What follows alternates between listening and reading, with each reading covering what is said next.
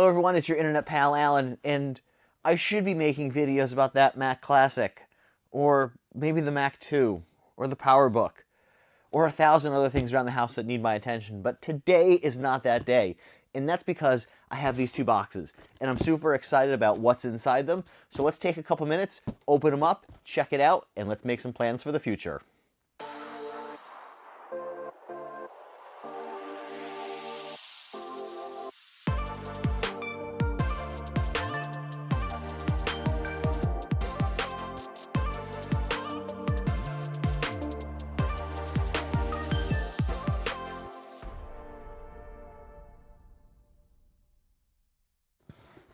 A lot of you folks know me as the Apple II guy, or the vintage Mac era, the 68K Mac era guy.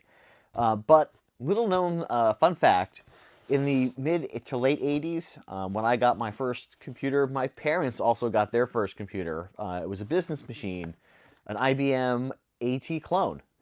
So it very much looked like the IBM 5150, a 5160, and that unit has been on my sort of want list for quite a while. So when I saw one come up for sale that seemed like good condition and a reasonable price and free shipping, I accidentally bought it. So let's take a look at what's going on inside these boxes, because I think there's some cool stuff in here.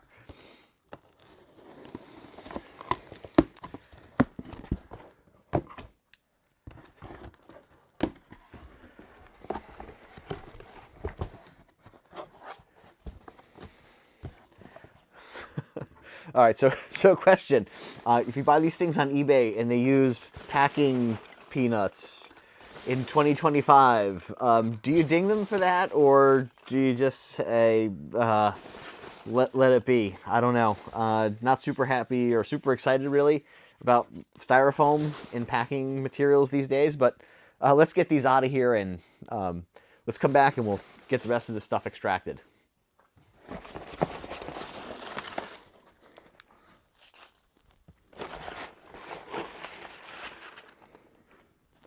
All right, I think I got enough of those packing peanuts out of the way. We'll figure out how to get rid of those things later, but let's get to the main event here.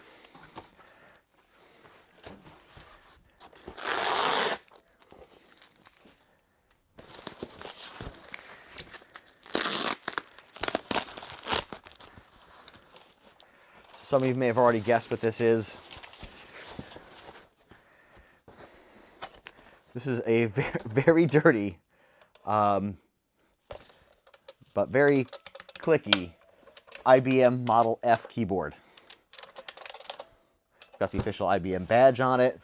There's no sticker or marking on the bottom, but feet still work. The springs don't feel too bad. I mean, this keyboard is really disgusting and dirty, so we'll have to definitely clean this thing out.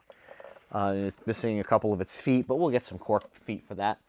But let's just take a look at this thing. This is when keyboards were made out of metal, and this just makes a really nice, clicky, clacky, just, oh yeah. That's come for the keyboard ASMR on this channel. Okay. Smells a little musty. Doesn't smell like it was in a home with a smoker or anything like that.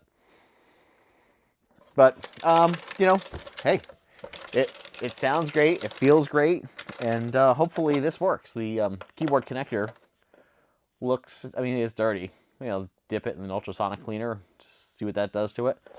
But yeah, so hey, Model F keyboard for an IBM AT. So if I have the keyboard, you probably already know what's inside the box. So let's cut this open and take a look.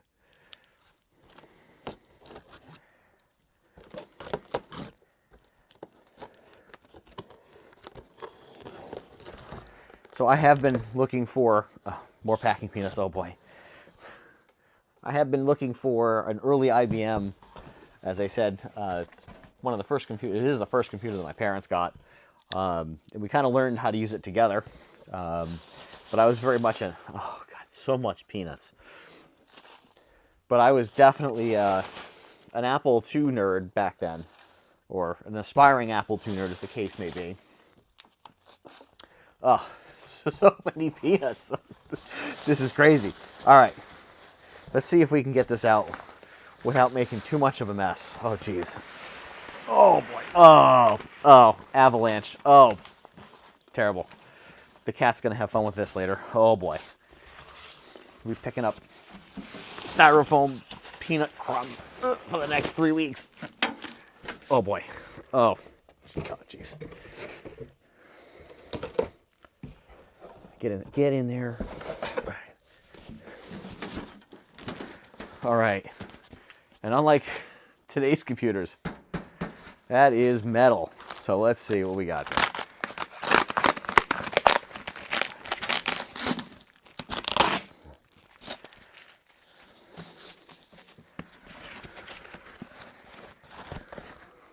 All right.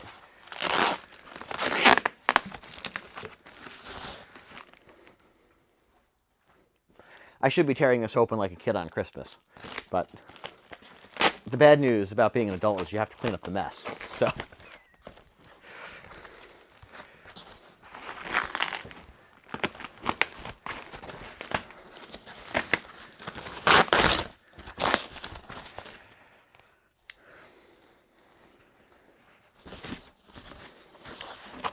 all right.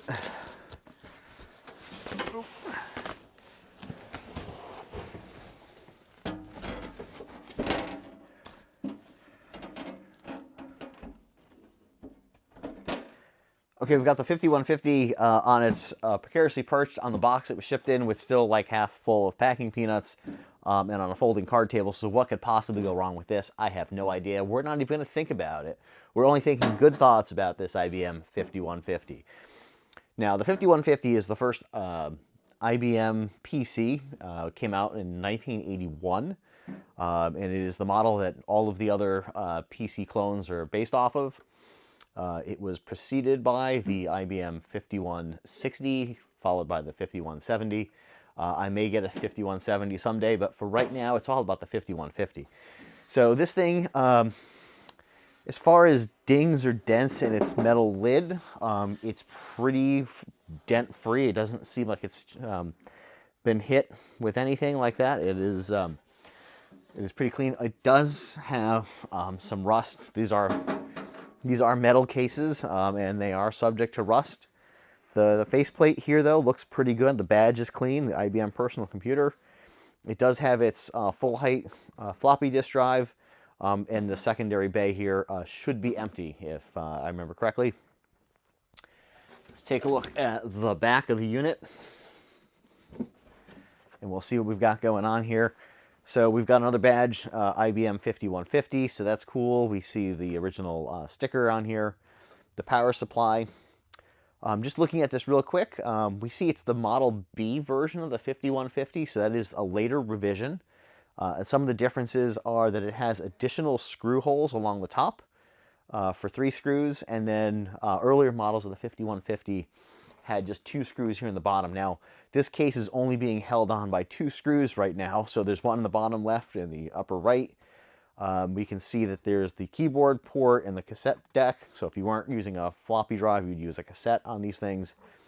It looks like we have a printer card, possibly, I don't know, is that too much to hope for, that this is a VGA card? Probably not. It's probably a mono card, and then we see that there's a couple card slots empty. Let's hope that when we open this thing up, we don't find any nests in here. I don't think there are any, but we'll double check.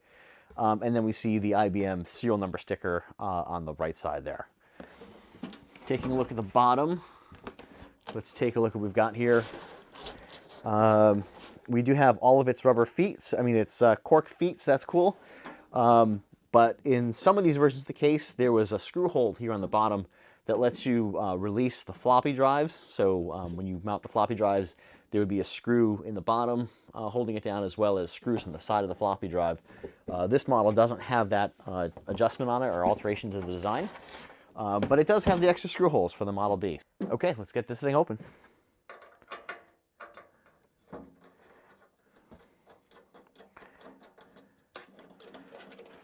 So we're held in by 2 flathead screws.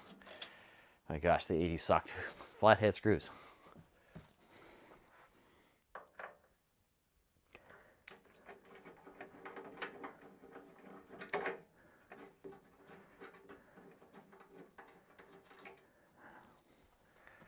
All right, screws are out.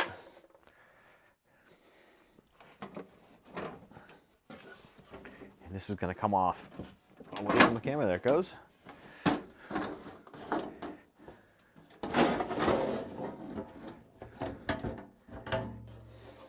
Here's a view of the top. It is, like I said, it's marked up and rusted.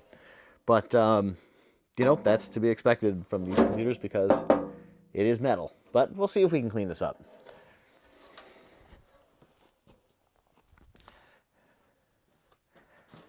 And let's take a look inside.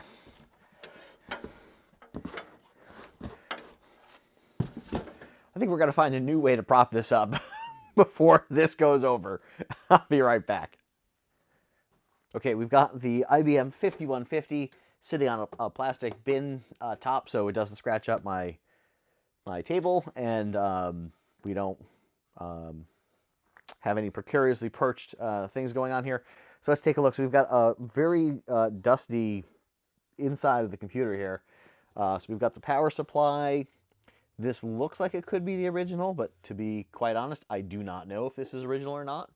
I can tell you one thing, we're not turning this thing on until either I can somehow figure out how to test it and make sure it's not going to blow up, or I find probably a modern replacement for this drive. But yeah, it's kind of sticky and disgusting in here. We do see that we have a floppy drive bay here. We've got the Molex cable. The IBM 5150 came with 2 bays here, so you could either get this with no floppy drives and required to use the cassette player, a single floppy drive, or a second floppy drive. Obviously, this particular model has the 1 floppy drive in it, and while I could put another floppy in this bay, what I was thinking about doing is perhaps using a Gotek, which is a floppy disk emulator in here, just to easily move some disk images back and forth between my Mac and the IBM, or possibly using an XT IDE hard disk emulator in one of the slots and just boot off of a compact flash card. So this looks good. We'll have to take a closer look at this board, but you know, the floppy drive's got some good action on the springs, so that's pretty good. And of course, it's super dusty all the way inside the drive, so we'll have to service this at some point. We have the controller card here, and this is the video card, I guess. Let's maybe flip this thing over and let's pull the cards out and take a quick look at what we got, and maybe take a peek at the motherboard that's back in here. All right, let's start with the controller card first. Again, we'll get these flathead screws out of here.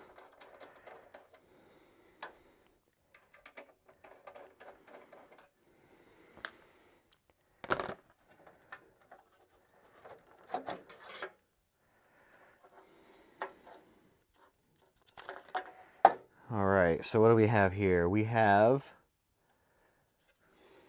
an unmarked controller card. There doesn't appear to be any IBM branding on here at all. It does have a model number here, 6181682 Alpha 520126 and it looks like 58. So I have no idea if that's a real IBM part or a clone card, but nonetheless, here it is, so it looks very cool. And more importantly, it drives the floppy drive, so that's pretty neat. I'm just looking at it here. Not so neat is this big IC here, this integrated circuit. Something happened to it where the markings, I don't want to say were shaved off, because if I hold it in just the right light, you can still see some of the reflections, but it looks like it's a NEC D765AC, so hopefully this thing works. I did buy it untested, so this could be working, could be not, could be a fake card. Who the heck knows what's going on here. Doesn't look like it's been reworked, so there's that. Put that right here.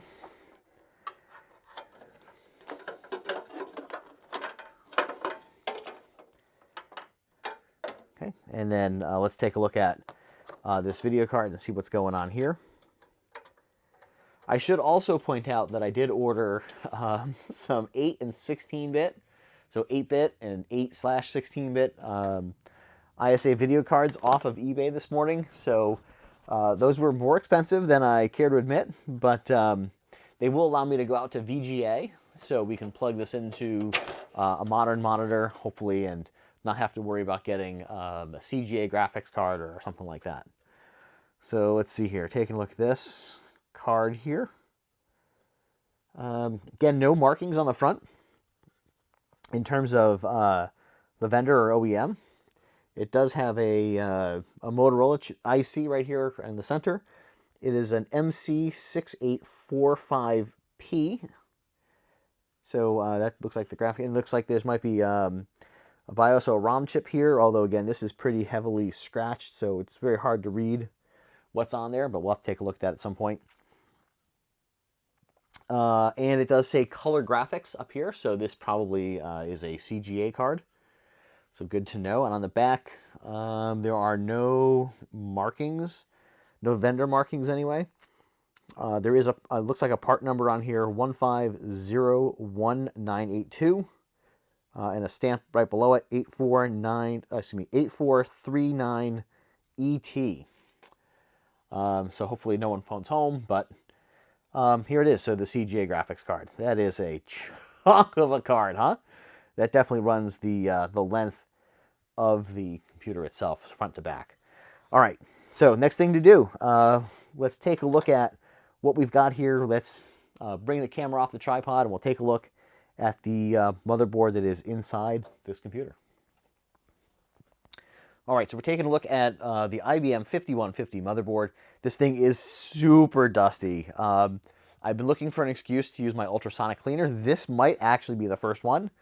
Yes, it might be overkill, but hey, why not? I got a large ultrasonic cleaner. Let's use it for something. But anyway, taking a look at this. Now, I said my parents had this, or something similar to this as a clone for their first computer. I was probably around 12, 13, perhaps, maybe 14 when they got it. So I was just learning how to use it. Like, how do I use DOS versus, you know, Apple DOS, Apple II DOS, or Pro DOS, or something like that. So I never really got into what was in here and the specs and all of that. So we're going to take a look, and this is definitely very much going to be a refresher and a learning experience, because you may remember that I am in IT and have been for a very long time. But back in the mid-90s to early 2000s, where we're using PCs and these that we consider vintage now, right? These PCs and Macs. You know, as a help desk technician, my job was to just keep them running. So if a floppy drive stopped working, you got rid of the floppy drive and dropped the new one in, or upgraded the RAM, or whatever you needed to do there. But we never actually had to do any component level maintenance. So never really got into that. And so that's what makes retro computing so much fun, is because now I'm going back and I'm learning about what all these pieces are and how they work and all that fun stuff. So we see here, this is a, what is this? This is saying something here. This 64K to 256K.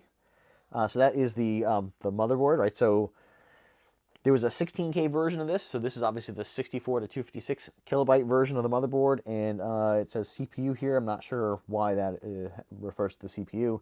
The CPU, I believe, is this chip right here, which is an AMD P8088 CPU. So that's correct. And there's a big open slot here for the math coprocessor. So no math coprocessor. So we'll have to see if we can find one for that slot, because that'd be kind of cool. We're doing a restoration, we're cleaning it up, let's give it its math coprocessor. We see some dip switches here. We'll have to check out -0degrees.net, which is a fantastic resource for early IBMs, including the 5150, 5160, and the 5170, to figure out what those jumpers are currently configured for. They may be correct, they may not be correct, right? That's the other thing about retro computing, is I don't know the history of this machine. This may have come out of someone's basement after they stopped using it, or it could have been scavenged for parts, or whatever. All I know is that all the plates back here are missing. So we have 2 cards with 2 plates, but the other 3 are missing. So one would have to assume that potentially there were other cards or cables or something running through here, and they were removed. So we don't know. So we'll have to check out those dip switches. There are 2 dip banks on the motherboard here. We'll have to check those out.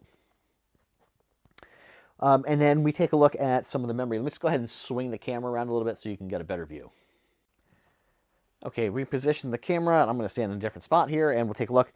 This is the memory. So this is the original, I would guess, 64K of RAM that comes on this thing. And we see that the sockets here are populated. So this likely has the full 256 complement on it, 256K. Remember K, kids. We're talking about how many megabytes or gigabytes or RAM we have today. Back in the 80s, we're talking about kilobytes. So very small numbers, definitely not like computers we have today. And these are all socketed. So I believe that they're supposed to be socketed, and this does not necessarily indicate that someone was in here reworking this board at any point. That may have happened, but I mean, otherwise it looks pretty good. I mean, there does not appear to be any, aside from being incredibly disgusting and dirty, I don't see anything in here that suggests anything has gone horribly wrong. So that's good news. So we'll have to really just, again, figure out how that power supply is doing. It may be good, it may not, but I can tell you one thing, we're not turning this on for the first time with it connected to the motherboard. Important safety tip with these old style power supplies, the black cables, right, the 2 black leads here, they always point together. Don't flip them around. You will cause a short and potentially take out the power in the lab. Not that I actually ever did that once, working as a technician in a lab and not knowing how these power supplies worked. Whoops. I think they may have forgiven me for that. I don't know. Anyway, so this is looking pretty cool. I'm super excited to have this machine, the IBM 5150. It has this glorious keyboard. It's also just as disgusting as the machine, but oh man, does that sound great. It feels great, it sounds great, and hopefully with some extra TLC we can get this keyboard cleaned up and back working soon. So thanks for watching. I really appreciate hanging out with me for this little bit of time together as we unbox the IBM 5150 and the Model F keyboard that goes with it. Like I said, I'm super excited to have this machine because it has been on my short list of machines I have to get a hold of. Not unlike that Mac 2 over there that we have to get back to, but that's for a different day. And, oh, of course, the classic you can't see because it's off camera. But we'll get back to that stuff too. A lot of the family stuff is finished for April and May, and hopefully we can get back to making some videos very, very soon. So thanks for watching. Appreciate everybody stopping by. If you could like, subscribe, leave a comment, all that stuff does help the channel out and promote it, so I do appreciate it. All right, so that's it. See you later. Bye.